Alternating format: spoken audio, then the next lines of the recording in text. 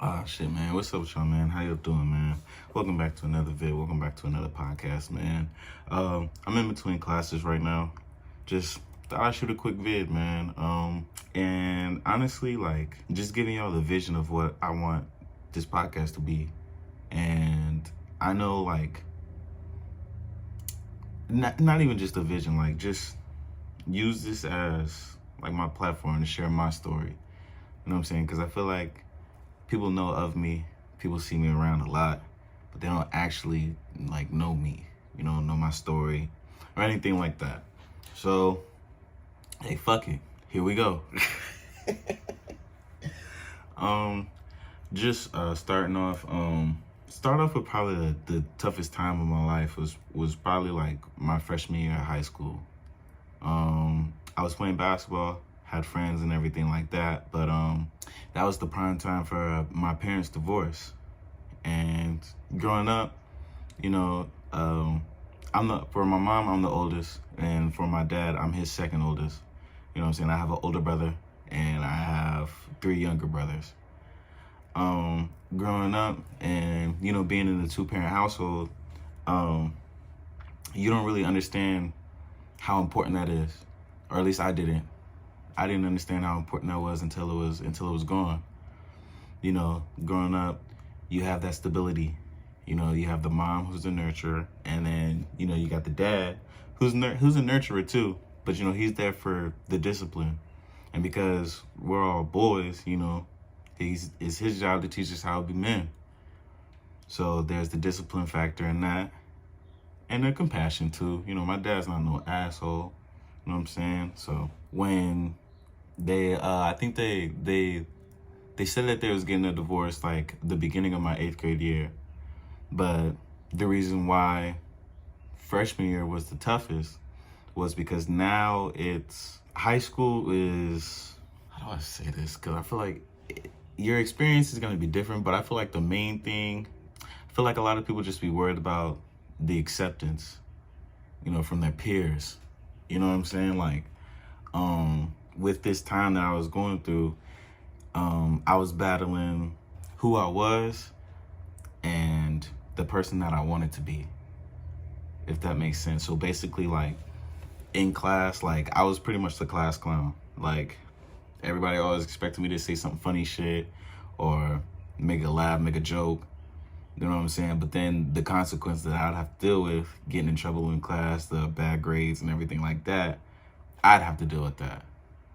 Yeah, I'm making everybody laugh and everybody likes me and stuff like that, but I'm the one that's got to put in the work at the end of the day to get me out this hole. That's just one of the lessons that I had to learn. So with that, or even I'll just start like with this. As far as the grades, or no, even just going, as far as like the divorce and why what made that difficult was you lose that stability that you get accustomed to having. You know what I'm saying? With mom and dad not being on the best of terms and me going into my high school year, it just made everything 10 times difficult because I'm still trying to learn and figure out who I am and who I, like I said, who I want to be. But it felt like back at home, I didn't really have that love or like that nurturing that I was used to. You know what I mean? Like, it just felt like all that was gone. It felt like everybody was focused on what they had to do and their own situations. Because like when parents get divorced, that affects the whole family. That affects everybody, not just them, but the kids. And not just the kids, but the cousins, like I'll get into that later, but yeah, you lose that.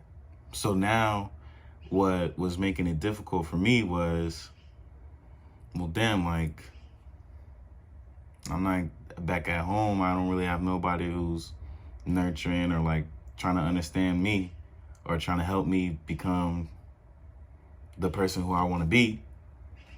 And the only joy, laughs, and type of acknowledgement that I'm getting is from class. Cracking jokes, being the jokester, being the clown that everybody laughs at, so fuck it, I'm gonna keep doing that. And plus with all the bullshit that I was dealing with like court, You know what I'm saying? And like parents going back and forth, this, that, and the third. It was hard to really focus on class. So with all this shit that I got going on back at home, you really think I give a fuck what year Christopher Columbus fucking invented? I give a fuck what year Christopher Columbus fucking discovered America? With all this bullshit that I got going on back at home? Then come to find out this nigga didn't even discover America, so now school is lying to me too? Fuck out of here. Done. I'm not. I literally went, like my freshman year, I literally just went there to hoop. Like I'd be there all day. All day. I wouldn't go home. Like for the time I wake up, go to class, I'm not getting back because I was on the freshman basketball team. So like for those of y'all that played like sports in high school, of course you got the freshman, JV, and then varsity, of course. So for the varsity practices first, they got the big gym. JV got the big gym, and then freshmen got the gym last. So practice was from 7 p.m. to 9 p.m. But I'm there, like, I'm not going home. You know what I'm saying? After school, I'm not. Fuck do I need to go home for? To do what? You know what I'm saying? To be sad and, you know, be miserable and feel alone? Nah, I'm cool off that. You know what I'm saying? I'm gonna be at school, whether that was hooping or me and the homies walking to like Taco Bell or something before practice, getting some food, anything, just anything that I could do to stay away from home. I was doing it, just because I felt like that was at a point in time where anything else was better than that. You know, me and my moms was getting into it.